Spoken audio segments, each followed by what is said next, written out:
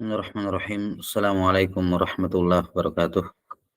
Alhamdulillahi rabbil alamin. Wassalatu wassalamu ala asyrafil anbiya'i wal mursalin. Nabiyyina Muhammadin wa ala alihi wa sahbihi ajma'in. Asyhadu an la ilaha illallah wahdahu la syarikalah. Wa asyhadu anna Muhammadan abduhu wa rasuluh. Allahumma la ilma lana illa ma 'allamtana. Innaka antal alimul hakim. Amma ba'd. Baik, nuwasil fi syarhi kitab Ayyuhal Walad Imam Muhammad bin Muhammad Al-Ghazali rahimahullah yang wafat tahun 505 Hijriyah. Kata beliau rahimahullah setelah menyebutkan dua kisah ya. 6 terkait dengan terakhir kisahnya Hatim yang menyebutkan 8 pelajaran yang beliau dapatkan dari gurunya Syaqiq Al-Balkhi rahimahullah. Kata beliau rahimahullah, ayyuhal walad qad alimta min hatainil hikayataini annaka la tahtaju ila taktsiril ilmi wal ana ubayyinu laka ma yajibu ala saliki sabilil haqq. Kata beliau rahimahullahu taala, dari dua hikayat ini kesimpulannya, dari dua hikayat kisah ini kamu pasti tahu bahwa kamu tidak butuh banyak ilmu, namun yang kamu butuhkan adalah banyak amalan. Berikut ini aku akan jelaskan kepadamu apa yang wajib dilakukan oleh orang yang berjalan menempuh jalan yang hak. Iya.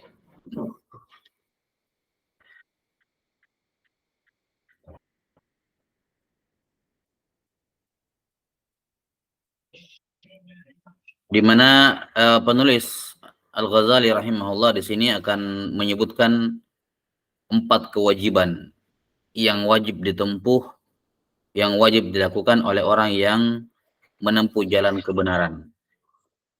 Kesimpulannya, sebelum kita jabarkan satu persatu, kewajiban yang pertama adalah ayakhtara syekhal murabbi. Hendaknya dia memilih seorang guru yang bisa mendidiknya. Kewajiban yang kedua, ayyahtarimahu zahiran wa batinan. Menghormati gurunya lahir maupun batin. Yang ketiga, ayyahtariza an mujalasati sahibis su. Menghindar dari teman duduk yang buruk. Dan yang terakhir, ayyakhtar al-faqra ala al-ghina. Dia lebih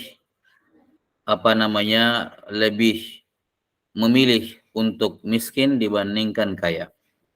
Ini kesimpulan 4 kewajiban yang selayaknya ditempuh oleh orang yang mau berjalan menuju kebenaran. Akan dijabarkan satu persatu oleh penulis rahimahullah. Jadi yang pertama adalah mencari seorang guru yang bisa mendidiknya. Yang kedua adalah menghormati guru tersebut lahir dan batin.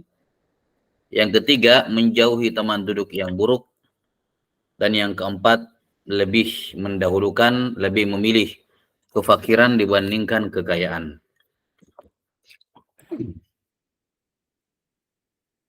Kata beliau rahimahullah memulai yang pertama, fa'lam annahu yanbaghi lis-saliki syaikhun mursyidun murabbin liyukhrijal akhlaqas su'a minhu bitarbiyatihi wa yaj'ala makanaha khuluqan hasana. Ketahuilah bahwa selayaknya bagi orang yang akan menempuh jalan yang benar, hendaknya dia memiliki guru yang mursyid, memberikan petunjuk, murabbin yang mendidik dia. Agar guru ini bisa mengeluarkan dari dirinya semua akhlak yang buruk dengan pendidikannya dan menggantinya dengan akhlak yang baik. Nah, di sini lihat bagaimana penulis rahimahullahu taala mendahulukan guru syekh yang mursyid murabbi, yang memberikan petunjuk, rusyd, dan memberikan tarbiyah. Iya. Beliau tidak mengatakan guru yang berilmu dan seterusnya ya. Karena Ini yang sulit sebenarnya. Tugas yang paling sulit dari seorang guru itu bukan mengajar. Ya, bukan mengajar, tapi mendidik. Kalau mengajar itu gampang. Iya. Mengajar gampang, referensi banyak. Apalagi di zaman belakangan seperti ini. Mengajar itu gampang. Nggak susah mengajar itu. Tapi yang susah adalah menjadikan muridnya sebagai orang yang terdidik dengan pendidikan. Iya. Maka tugas yang paling penting dari seorang guru adalah mendidik, bukan mengajar. Mendidik bukan mengajar. Dan yang seperti ini dibutuhkan guru yang juga terdidik. Ya, dari gurunya sebelumnya. Ya, dari gurunya sebelumnya. Seorang yang hanya bisa mengajar belum tentu yang bisa mengajar, yang berilmu belum tentu dia bisa mendidik. Belum tentu dia bisa mendidik. Nah, disebutkan di sini oleh beliau rahimahullah yang dimaksud dengan tarbiyah. Dan ini sekaligus terkandung di dalamnya prasyarat seorang guru. Bahwa guru harus bisa melakukan tarbiyah. Wa makna tarbiyah yushbihu fi'lal fallahi alladhi yaqla'u asyauka wa yukhrijun nabatatil ajnabiyyata min baini zar'i liyahsuna nabatuhu wa yakmula ray'uhu. Makna tarbiyah itu perumpamaannya seperti seorang fallah, petani yang dia mencabut duri-duri yang tumbuh pada pohon yang dia tanam, pada tanaman yang dia tanam, yang ada di sekitar yang dia tanam. Kemudian dia juga mencabut rumput-rumput liar yang ada di sekitar tanamannya, ya, agar tanamannya bisa tumbuh ya, dengan baik dan hasil panennya juga sempurna. Nah, inilah yang dimaksud dengan tarbiyah. Tarbiyah kan mendidik, bukan mengajar, bukan ya, mentransfer ilmu, ya, jelas ya, bukan mentransfer ilmu. Sekali lagi, mentransfer ilmu itu gampang, iya. Untuk mencari guru yang bisa mentransfer ilmu kepada kita itu mudah. Yang sulit itu ya, mencari guru yang bisa mentarbiyah, mendidik, ya, supaya bagaimana bukan hanya dia menjadikan muridnya seorang yang berilmu, tapi menjadikannya sebagai seorang manusia yang beradab. Manusia yang beradab. Wala budda lis-saliki min syaikhi yurabbihi wa yurshiduhu ila sabilillah ta'ala. لأن الله تعالى أرسل إلى العباد رسولا للإرشاد إلى سبيله فإذا ارتحل صلى الله عليه وسلم من الدنيا فقد خلف الخلفاء في مكانه حتى يرشد الخلائق إلى الله تعالى. Maka orang yang menempuh jalan syariat ini harus memiliki guru yang mendidiknya, memberikan petunjuk kepadanya menuju jalan Allah. Karena inilah fungsi Allah Ta'ala mengutus para rasul kepada hamba-hambanya, ya. Nah, untuk memberikan petunjuk kepada manusia menuju jalan Allah Subhanahu wa taala. Nah, setelah para rasul itu meninggal, ya, setelah Rasulullah sallallahu alaihi wasallam meninggal, maka beliau meninggalkan, ya, menunjuk, ya, para khulafa sebagai pengganti beliau yang akan melanjutkan tugas beliau memberikan petunjuk kepada semua makhluk. Iya. Qala rahimahullah wa syartu syekh alladhi yasluhu an yakuna naiban li Rasulillah sallallahu alaihi wasallam an yakuna aliman la anna kulla alimin yasluhu lah. Ini kata beliau rahimahullahu taala, syarat seorang guru yang bisa menjadi naib penggantinya Rasulullah SAW, syaratnya haruslah orang yang berilmu. Tidak sebaliknya. Maksudnya apa? Tidak semua alim cocok untuk menjadi pengganti Rasulullah SAW. Tapi kalau dia mau menjadi pengganti Rasulullah SAW dalam mentarbiyah, dia harus orang berilmu. Paham maksudnya ya? Ya. Nah, karena seperti yang saya katakan sebelumnya, bahwa tugas utama dari guru itu adalah mentarbiyah, ya, mendidik, ya, di mana di antara cara mendidiknya adalah dengan mentransfer ilmu. Ya, tapi yang namanya transfer ilmu sekedar transfer pengetahuan, tidak mentransfer akhlak, ya, kecuali dengan perbuatan, dengan contoh dan seterusnya. Ya. Maka sekedar mengajarkan adab, mengajarkan akhlak dan seterusnya tanpa memberikan contoh, ya, yang baik, yang benar, bagaimana sikap dalam menghadapi kejadian ini, dalam menghadapi kejadian itu, dalam berbagai hal, ya.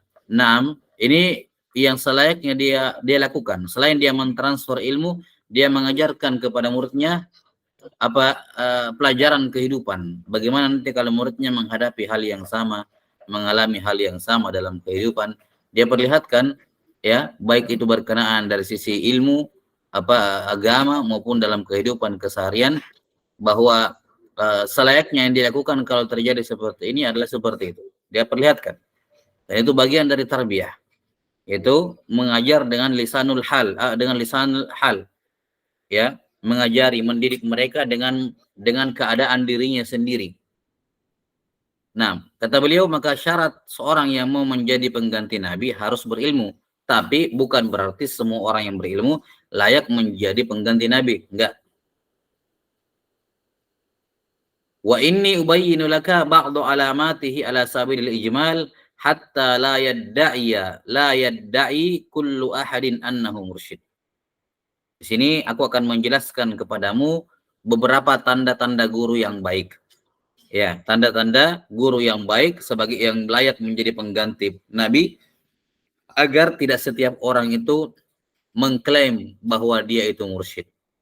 Di sini ma'ruf, ya, tentu saja Imam Al-Ghazali rahimahullah menggunakan istilah-istilah ini.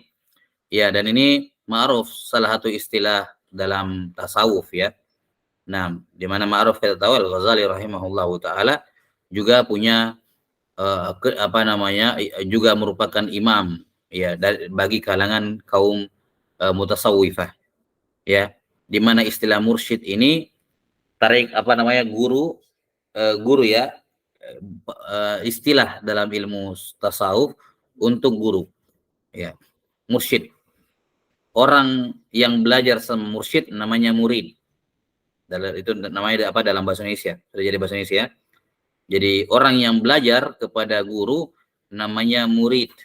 Murid artinya dari kata arada yuridu, ya, yang menginginkan, isim fa'il dari arada murid, yakni yang menginginkan jalan menuju Allah Ta'ala. Ya, orang yang menginginkan jalan menuju Allah butuh orang yang menunjuki.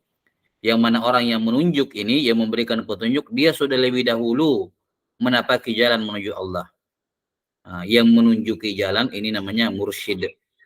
Jadi ini istilah mursyid, murid itu istilah dalam tasawuf, namun kemudian penggunaannya meluas. Nah, di sini beliau rahimahullah berbicara dalam konteks itu, dalam istilah itu. Ya. Walaupun demikian tentu saja kita di sini tidak mengambil sekedar lafaz, ya, tidak mengambil lafaz tok gitu. Karena lafaz istilah itu bukan hal yang terlalu penting selama maknanya benar gitu. Tapi contoh-contoh ataupun ciri-ciri guru yang beliau sebutkan, ciri-ciri mursyid yang beliau sebutkan, ini hak tentu saja. Ya, beginilah seharusnya sifat seorang pengajar, terserah mau dinamakan syekh, mau dikatakan muhaddis, mau dikatakan guru, mau dikatakan mursyid, dan seterusnya, apapun penamaannya, ini syarat mutlak bagi setiap orang yang ingin, ya, mengajarkan atau memberikan petunjuk kepada orang lain menuju Allah.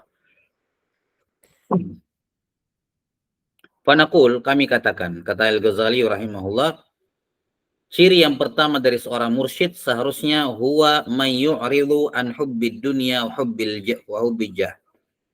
Ciri pertama orang mursyid adalah orang yang menjauh dari kecintaan dunia dan cinta kepada kedudukan.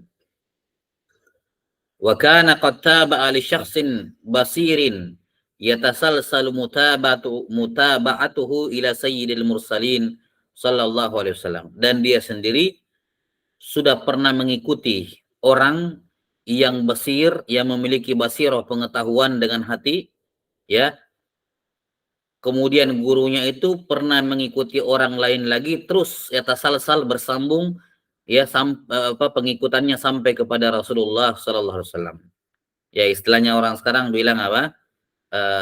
Punya sanadnya. Ya. Nah, jadi sanad keilmuan. Sanad apa? Keilmuan. Bukan bukan semata-mata sanad periwayatan, tapi sanad keilmuan. Yani ilmunya itu bisa dilacak. Oh ini dari gurunya ini gurunya dari mana? Oh dari sini. Ini dari siapa? Belajaran dari siapa? Jadi bukan sanad periwayatan tapi sanad keilmuan. Taib. Ini yang pertama, bahwa seorang mursyid itu hendaknya berpaling dari mencintai dunia dan mencintai kedudukan. Plus dia memiliki sanad keilmuan yang bersambung sampai Rasulullah Sallallahu Alaihi Wasallam. Ya, sampai Rasulullah Sallallahu Alaihi Wasallam. Baik.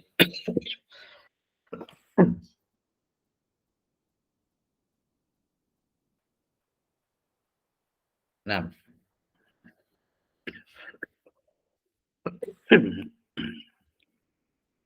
ini yang pertama. Karena ketika seorang guru mencintai dunia, ya, ini menunjukkan bahwa bagaimana caranya dia menjadi petunjuk jalan bagi muridnya untuk menapaki jalan kebenaran kalau dia sendiri berpaling kepada dunia. Nanti ujung-ujungnya ya muridnya juga ke sana. Bukannya menuntun muridnya kepada Allah, tapi justru menuntun muridnya kepada dunia. Kedudukan. Ya. Karena itulah orang-orang atau guru ya dari para ulama dari zaman dahulu senantiasa mengingatkan untuk menjauhi yang namanya manasib. Mengingatkan yang namanya menjauhi namanya kedudukan. Ya, banyak di antara ulama menolak secara halus dari pemerintah ketika ditunjuk jadi qadhi hakim. Ya. Dan mereka menyebut bahwa pintu-pintu dekat dengan pintu-pintu penguasa itu hal yang kurang bagus. Ya, hal yang kurang bagus. Nah, dan ini masyhur dalam pembahasan mustalahul hadis, dalam biografi sejumlah perawi disebutkan ya bagaimana mereka menjauh dari Abu Sultan, dari pintu-pintu penguasa pemerintah. Nah, maka dan itu untuk menjaga untuk menjaga marwahnya dan juga untuk menjaga profesionalnya dia, sifat profesional dia. Karena ketika seorang ulama dekat pemerintah, nah ini berbahaya gitu, berbahaya bagi dirinya, ya. Nah, jangan sampai pemerintah memaksanya untuk melakukan sesuatu dan dia tidak bisa menghindar darinya. Ya. Nah, atau disuruh membuat fatwa yang menguntungkan pemerintah, padahal tidak sedemikian keadaannya. Ya, intinya banyak awaik, banyak hal-hal yang menghalangi. Maka seorang mursyid selayaknya menjauh dari hal ini. Wa kana muhsinan riyadata nafsihi min qillatil akli wasyurbi wal qawli wan naumi wa kasratis salati was sadaqati was saum. Ya.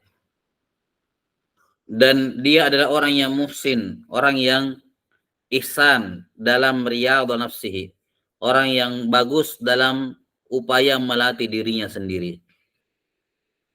Dengan cara min qillatil akli wasyurb. Ya, dia bukan orang yang banyak makan, kalau makan banyak, ya, min qillatil akli wasyurb. Di mana Nabi Shallallahu alaihi wasallam ya disebutkan bahwa beliau itu sangat jarang sekali makan dalam keadaan kenyang, kecuali kalau lagi makan sama-sama dengan para sahabat. Kalau beliau sendirian atau di rumahnya itu jarang. Nah, karena sifat orang berilmu seperti itu. Nah, sifat orang berilmu seperti itu. Qillatu al-akli wasyurb, sekedar untuk apa? Luqaimat yaqumna bihi sulbahu, kata Nabi sallallahu alaihi wasallam. Hendaknya dia hanya makan beberapa yang cukup untuk apa? Membuat tulang punggungnya itu tegak. Istilahnya orang kalau enggak, seandainya enggak mati kalau enggak makan dia. Nah, jelas ya. Cuman karena ya enggak bisa ngapa-ngapain juga kalau enggak makan, ya dengan terpaksa dia makan gitu. Ya, dia harus makan. Wal qauli wan naum. Ya, sedikit makan, sedikit tidur, sedikit minum. Wal qaul, yani qillatul qaul, tidak banyak bicaranya. Bukan seorang mursyid, bukan seorang guru kalau dikenal ini guru ini, orang di mana-mana kalau ditanya dia apa, dia dikenal bahwa kalau ngomong banyak bicaranya gitu. Ini hal yang kurang bagus. Terlepas dari omongannya benar ya, tapi kan tidak bagus. Ya, kata Nabi SAW, man samata naja. Siapa yang diam, maka dia yang selamat. Karena orang yang banyak bicaranya, ketika dia bicara dalam sesuatu, maka ada dua kemungkinan saja ucapannya itu, benar atau salah. Kalau ucapannya benar, dia selamat. Kalau ucapannya salah, dia celaka. Itu kalau dia ngomong. Tapi kalau dia diam akan sesuatu, tidak ada kemungkinan dia salah. Tidak ada kemungkinan dia salah. Karena itulah orang yang diam pasti selamat. Maka orang yang berilmu, ya, itu berbicara dengan ilmu dan diam juga dengan ilmu. Dan dengan ilmunya mengantarkan dia untuk tidak banyak berbicara. Jadi kalau ada seorang guru dikenal banyak bicara, ya, ini di luar dari misalnya pengajarannya dan seterusnya, dalam perkara keseharian dia kalau ngobrol atau bicara terlalu banyak bicaranya, ini kurang bagus. Wa qillatin naum, selayaknya juga sedikit tidurnya. Jarang tidurnya, sedikit jam tidurnya. Ya, yang cukuplah sesuai dengan umurnya misalnya. Ya. 6 jam, atau kalau sudah agak tua sedikit misalnya sudah 40 tahun, 50 tahun mungkin mungkin jadi 8 jam misalnya, yang terbagi siang sama malam 8 jam ini. Ya. Wa kasratis salati was sadaqati was saum. Sebaliknya, hendaknya guru tersebut dikenal dia banyak mengerjakan salat, sedekah dan berpuasa. Intinya adalah gurunya dikenal menjauhi hal-hal yang kurang bagus berupa banyak makan, banyak minum, banyak tidur, dan banyak berbicara. Dan dia juga dikenal memiliki ibadah, banyak beribadah. Wa kana bi mutaba'ati Syekhil Basiri ja'ilan mahasinal akhlaqi lahu siratan kas-sabri wasyukri wat tawakkuli wal yaqini was sakhawati wal qana'ah wa tuma'ninatin nafsi wal hilmi wat tawadhu'i wal ilmi was sidqi wal haya'i wal wafa' wal waqari was sukuni wat ta'anni wa amsalihha. Dengan mengikuti guru yang basir seperti ini, yang memiliki basirah seperti ini, akan menjadikan akhlak yang baik itu menjadi sirah baginya. Ya, akan menjadi kebiasaan dia. Akan menjadikan dirinya berakhlak yang mulia. Ya. Seperti apa? Seperti memiliki kesabaran, syukur, tawakal, yakin, dermawan, qanaah, merasa cukup dengan rezeki yang diberikan, ya, jiwanya menjadi tenang, hilm, tahan banting menghadapi musibah, bisa menanggung berbagai macam musibah yang menimpa, ya, at-tawadhu, rendah diri, rendah hati, berilmu, jujur, memiliki rasa malu, menepati janji, al-waqar was sukun wat ta'anni. Al-waqar itu anggota tubuhnya tenang, sukun yakni hatinya tenang, wat ta'anni, tidak tergesa-gesa dalam melakukan apapun, wa amsalihha. Fahuwa idzan nurun min anwari Rasulillah sallallahu alaihi wasallam yasluhu liqtida'u bihi. Maka ketika mursyid, seorang guru bersifat dengan sifat-sifat ini, maka dia sudah menjadi cahaya, salah satu dari cahaya-cahaya Rasulullah sallallahu alaihi wasallam, ya, pewaris para nabi yang menjadikan dia layak untuk apa? Layak untuk dicontoh dan diikuti. Lakinna wujudu mislihi nadirun a'azzu minal kibritil ahmar. Namun mendapatkan guru seperti ini sangat jarang sekali, lebih sulit ditemukan daripada kibrit ahmar. Ini batu berharga. Baik. Ini beberapa ciri mursyid yang disebutkan oleh Imam Al-Ghazali rahimahullahu taala. Jadi intinya, ya, ciri mursyid yang beliau sebutkan di sini adalah menjauh dari kecintaan terhadap dunia dan kedudukan, memiliki sanad keilmuan yang jelas bersambung kepada Rasulullah sallallahu alaihi wasallam. Dua.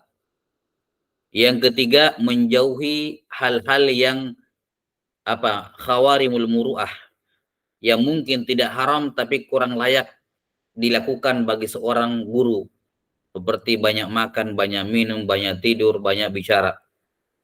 Kemudian yang keempat, dia juga punya banyak ibadah, ya, dan yang kelima memiliki akhlak-akhlak yang disebutkan di sini. Ini 5 ciri mursyid yang selayaknya. Ya, maka seakan-akan Al-Ghazali rahimahullah, karena beliau mengatakan tadi hatta la yadda'iya, nah mansub dengan hatta, ya, la yadda'iya kullu ahadin annahu mursyid, supaya tidak ada yang mengaku-ngaku. Jadi kalau ada orang di zaman sekarang, ya, mengaku-ngaku sebagai mursyid, lihat saja 5 ciri ini pada dirinya, apakah terpenuhi atau tidak. Dia mursyid tapi dekat dengan ya, kelihatan sekali bagaimana dia berusaha untuk mengejar dunia, ya, dalam artian mencari dunia dengan berbagai macam usahanya, dengan berbagai macam ininya itunya. Enggak, ya, jelas ya.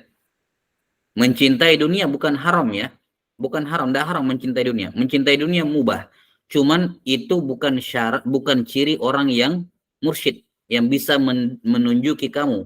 Jangan menjadikan orang yang cinta dunia menjadi penunjuk kamu menuju akhirat, walaupun itu tidak berdosa. Ya, ada orang misalnya seorang guru, ya, punya berbagai macam usaha dan seterusnya, ya, kemudian dia mengembangkan ini dan itu, nggak masalah, nggak salah. Cuman kalau mau dijadikan sebagai penunjuk kita menuju Allah, ya pikir-pikir dulu. Dia saja begitu, kita kan mau menuju Allah, bukan mau mengumpulkan uang gitu. Ya, kalau kita mau mendapatkan uang, ya dia bisa dijadikan contoh, dia berhasil gitu, ya. Tapi bagaimana kita menjadikan dia contoh sementara tujuannya bukan ke ya. Nah, jelas ya, kedudukan. Nah, kita lihat akhlaknya, makan, minum, berbicara, dan tidur, serta ibadahnya. Ini semua ciri-ciri yang bisa dijadikan indikator untuk mengukur seorang itu bisa dikatakan mursyid atau tidak. Bisa dijadikan sebagai guru atau tidak. Wa man sa'adathu as-sa'adatu fawajada syaikhan kama dzakarna wa qabilahu syaikhu fayanbaghi an yahtarimahu dhahiran wa batinan. Ini kewajiban yang kedua dari 4 kewajiban yang kita isyaratkan di awal. Nah, kalau dia mencari mursyid, mencari guru, dan dia mendapat, dan wasa'adat hussa'adah, kebahagiaan membantu dia, sehingga dia berhasil mendapatkan guru yang memenuhi 5 kriteria yang disebutkan tadi. Kemudian ketika minta izin dia menjadi murid dari si mursyid, wa qabilahu syekh, si guru mau berkenan menerima dia, menunjuki dia, dan seterusnya, maka kewajiban kedua baginya, dia selayaknya menghormati guru si mursyid tersebut zahiran wa batinan, secara lahir maupun batin. Karena keberkahan ilmu, keberkahan jalan menuju Allah itu terletak dengan menghormati orang yang menunjukkan kepada kita. Itulah kenapa kita harus menghormati Rasulullah sallallahu alaihi wasallam, karena beliau pemberi petunjuk, ya, memberikan hidayah, dilalah wal irsyad menuju Allah Ta'ala. Kita taat kepada beliau karena Allah suruh, kan begitu. Nah, Bagaimana bentuk penghormatan kepada guru secara zahir dan batin? Kata beliau, amma ihtiramu zahir. Adapun bentuk penghormatan kepada guru secara zahir, fahuwa alla yujadilahu. Jangan mendebat guru. Dalam perkara apapun. Dalam perkara apapun, termasuk perkara dunia. Ya. Kalau misalnya dalam perkara dunia gurunya keliru, disampaikan dengan baik, bukan memotong ucapan, bukan mendebat dan seterusnya. Ya. Lihat para sahabat radhiyallahu an, ketika Nabi sallallahu alaihi wasallam memberikan contoh atau ketika mereka mengembangbiakan korma dengan cara memindahkan serbuk sarinya secara bukan secara alami ya, tapi dibantu dipindahkan gitu. Kata Nabi SAW, kenapa enggak seandainya kalian biarkan saja secara alami begitu? Mereka enggak bertanya, langsung dilakukan, dan ternyata tahun depannya tidak berhasil, panennya berkurang drastis. Baru mereka datang, ya Rasulullah, panennya kurang bagus. Nah, mereka tahu, mereka sudah pernah melakukan itu sebelum Nabi SAW suruh, ya kan? Dan terbukti tidak berhasil gitu. Tapi karena Nabi suruh lagi, mereka lakukan dengan harapan ada perubahan. Tapi kenyataannya ya seperti yang mereka sudah tahu sebelumnya, ya Rasulullah. Tidak berhasil. Kata Nabi SAW, antum a'lamu bi umuri dunyakum. Dari awal dia sudah tahu bahwa itu keliru. Tapi tidak mendebat Nabi SAW. Ya tentunya karena seorang Nabi ya. Maksud yang ingin saya katakan adalah ketika guru menganjurkan suatu saran, kalau kamu sendiri tidak yakin saran itu salah, jangan protes. Kalau kamu tidak yakin itu salah gitu ya. Kalau kamu sudah pernah dan keliru, tidak apa-apa kamu sampaikan, pernah dilakukan seperti ini, ternyata tidak berhasil. Ya, bukan dengan mendebatnya. Iya. Apalagi kalau saran-saran tersebut, ya memang guru betul-betul tahu karena dia pernah mengalaminya, berupa pengalaman hidup. Ya, kamu kan sebagai murid ya mengalami permasalahan, gurumu juga pernah jadi murid. Apa yang kamu pernah alami, rasakan permasalahan sebagai seorang murid, sebagai seorang santri, gurumu juga pasti pernah alami, tidak mungkin tidak. Karena tadi dia punya silsilah keilmuan, dia juga pernah belajar. Maka kalau dikasih saran, jangan mendebat. Wala yashtagilu bil ihtijaji ma'ahu fi kulli mas'alatin wa in alima khata'ahu. Jangan dia sibuk berargumen dengan gurunya pada semua permasalahan walaupun dia tahu gurunya keliru. Gurunya apa? Gurunya keliru. 6.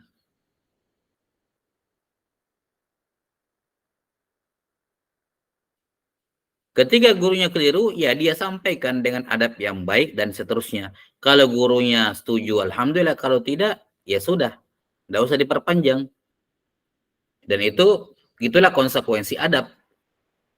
Sama seperti ketika dengan orang tua. Kalau orang tua keliru diberitahu, kalau tetap, ya sudah, jangan dipanjang-panjangin dengan orang tua. Kan begitu. Ya. Wala yulqiya baina yadayhi sajjadatahu illa waqta ada'is shalah. Fa idza faragha yarfa'uha. Jangan dia bentangkan di depan gurunya sajadahnya kecuali di waktu-waktu sholat. Karena kan kurang sopan. Ya. Kalau bukan dalam konteks sholat berjamaah, kalau dalam konteks sholat berjamaah, siapa yang duluan datang, dia di depan. Walaupun kalau gurumu terlambat, dia di belakang kamu, nggak ada masalah. Itu dalam konteks sholat. Tapi kalau bukan dalam konteks sholat, ya jangan kayak gitu, kurang sopan. Ya, berada di depan guru. Fa'idha faragha yarfa'uha. Kalau sudah selesai sholat, berzikir misalnya, ya sudah, dia pindah dari tempat sholatnya, ya jangan berada di depan gurunya. Min babil adab. Wala yuksiru nawafilas sholah bihadratihi. Jangan dia memperbanyak sholat-sholat sunnah ketika gurunya ada. Ya, dalam konteks dalam konteks misalnya dia manfaatkan belajar kepada gurunya, dia manfaatkan ini ketika bukan dalam konteks gurunya selalu bersama dia ya, dalam pesantren misalnya. Misalnya kalau dia waktunya terbatas dengan gurunya, dia pergi belajar sama seorang guru, waktunya terbatas. Mumpung sama-sama ada gurunya di situ, ya dia maksimalkan berdiskusi ataupun menuntut ilmu dari gurunya. Kalau gurunya sementara mengajar, ya jangan terlambat datang ke majelis hanya karena mengerjakan sholat sunnah. Ya, dia lihat gurunya, ini guru saya, oh habis sholat dia sholat sunnah, sholat sunnah cepat duluan. Ya, nah karena bukan hal yang baik terlambat memasuki majelis hanya karena alasan saya tadi sholat sunnah, enggak, itu hal yang kurang bagus. Kalau kamu lihat kebiasaan gurumu, tinggal kamu atur. Guru biasanya sholat sunnah di rumah, sudah saya habis sholat zikir sedikit langsung sholat sunnah supaya tidak ketinggalan masuk majelis, supaya masuk sebelum guru. Wa ya'malu ma ya'muruhu syaikhu minal amali biqadri wus'ihi wa taqatihi. Dan dia melakukan amalan yang disuruh, dianjurkan oleh si guru sesuai dengan kemampuannya. Ini bentuk penghormatan secara zahir. Wa amma ihtiramul batin. Adapun penghormatan secara batin kepada guru, kata beliau rahimahullah, fa huwa anna kullama yasma'u minasy-syaikhi wa yaqbalu minhu fi dhahir la yunkiruhu fil batin la fi'lan wala qawlan li'alla yattasima bin nifaq. Adapun bentuk menghormati guru secara batin adalah bahwa semua yang dia dengarkan dari guru, ya, yang dia dengarkan dari guru dan dia menerimanya, menerima saran, anjuran, nasihat dari gurunya secara zahir, jangan dia ingkari dalam hatinya. Tidak baik berupa ucapan, perbuatan maupun ucapan, agar dia tidak bersifat dengan sifat kemunafikan. Apa itu munafik? Berbeda ucapan dengan perbuatan. Ketika dinasihati di depannya, diberikan nasihat, diberikan saran, ya Ustaz, saya terima, saya dengar, saya paham, saya ini. Tapi hatinya bilang, enggak, saya enggak setuju. Ini saya hanya pura-pura mengiyakan saja sama guru, tidak enak. Tapi kenyataannya tidak setuju. Itu kemunafikan. Ya. Jelas sampai sini? Ini maksudnya di sini. Jangan yang dia dengarkan dari gurunya didengarkan, ya. Yaqbalu minhu fi dhahir, dia terima semua yang dari gurunya, tapi dia terima secara zahir, tapi batinnya yungkiruhu, dia mengingkarinya. Nah, maka kalau dia mendengar sesuatu dari guru, dia terima, dia menerimanya, jangan dia ingkari dengan hati. Baik yang dia lihat dari gurunya perbuatan atau ucapan. Dia lihat gurunya melakukan sesuatu, guru saya melakukan seperti ini, dia terima, dia tidak permasalahkan, tapi hatinya mempermasalahkan, kok kayak gitu. Ya ini terus terang saja, kalau memang tidak terima ditanya ada apa gitu. Kenapa gurunya melakukan seperti ini? Atau gurunya mengucapkan suatu ucapan, oh iya seperti ini, saya terima, tapi hatinya tidak gitu. Kalau memang ada yang kurang jelas, kurang paham dari ucapannya, ya ditanyakan saja. Jangan diterima secara zahir, tapi diingkari secara batin. Kalau demikian keadaannya, ini tidak dibenarkan karena yattasima bin nifaq. Berarti dia bersifat dengan sifat kemunafikan. Nah, ini yang penting setelahnya, wa illam yastati yatruku suhbatahu ila yuwafiqa batinuhu zahirahu. Kalau dia belum mampu seperti itu, maka dia tinggalkan. Jangan berguru kepada gurunya sampai dia bisa menyelaraskan zahir dan batinnya. Ya. Kan guru itu tidak pernah memaksa belajar pada dirinya, tidak pernah maksa. Semua tergantung kamu. Kalau kamu cocok, silakan belajar. Kalau kamu tidak cocok, nggak usah juga belajar. Jangan dipaksain tinggal baru nggak cocok. Jadinya apa? Cari masalah sendiri. Ya, kurang menghormati guru dengan batinnya, jadinya ya dia rugi sendiri. Jadi kan simpel. Pasangan guru dan murid itu cocok-cocokan saja. Cocok-cocokan saja. Kayak pasangan hidup lah. Cocok, iya, ayo jalan ya. Tidak cocok, pisah, kan begitu aja sebenarnya. Jadi kalau misalnya seorang berguru sama seorang guru, namanya guru juga manusia ya, kadang mendapatkan guru yang random juga, ya. Ada guru yang betul-betul guru, ada yang kayak tadi, gurunya cuma mentransfer ilmu tapi tidak bisa mendidik. Tinggal kamunya kuat atau enggak menghadapi guru seperti itu. Kalau masih kuat, masih bisa menyelaraskan zahir dan batinmu, lanjut. Kalau enggak, ya minta maaf, saya tidak bisa lanjut belajar. Ya, saya ada uzur-uzur yang baik. Saya tidak bisa lanjut belajar, saya masih kurang, belum ini dan itu. Kelihatannya saya, ya, dia mohon pamit, jangan belajar lagi, cari guru yang lain yang cocok dengannya. Kan begitu. Ini tentunya kalau alasannya memang gurunya yang misalnya keliru, tapi tidak mungkin murid marah-marah ke guru karena akhlaknya yang buruk. Misalnya gurunya akhlaknya buruk. Kalau selama dia masih bisa tanggung, sabar, dan itu yang paling bagus, sabar menanggung, ya, menanggung akhlak buruk gurunya guna mendapatkan berkah, itu yang paling afdol. Tapi kalau dia tidak mampu, jangan juga paksa dirinya, ya, beban mental tiap hari sama gurunya, tapi di depan gurunya nggak ada apa-apa, ini kemunafikan, ya. Nah, kalau tidak mampu lagi menanggung apa yang datang dari guru, ya yatruku suhbatahu, minta maaf, izin pamit, tinggalkan, cari guru yang lain. Kan begitu orang belajar. Ya. Nah, Anda seperti orang sekarang kan ribet gitu. Ribet. Maunya dia guru itu harus seperti ini. Kan repot, nggak bisa. Bukan guru yang harus menyesuaikan diri dengan ekspektasi murid. Enggak. Guru enggak punya keharusan seperti itu. Justru murid yang harus menyesuaikan dirinya agar bisa sesuai dengan keadaan gurunya. Kalau tidak mampu, cari guru yang lain, gitu aja. Ya. Jangan tinggal marah-marah atau tidak enak hati dan seterusnya.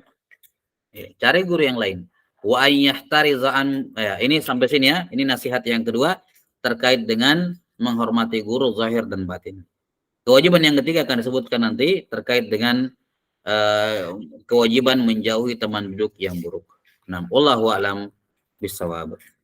Naktai bihadzal qadar wa sallallahu ala nabiyyina Muhammadin wa ala alihi wa sahbihi wasallam.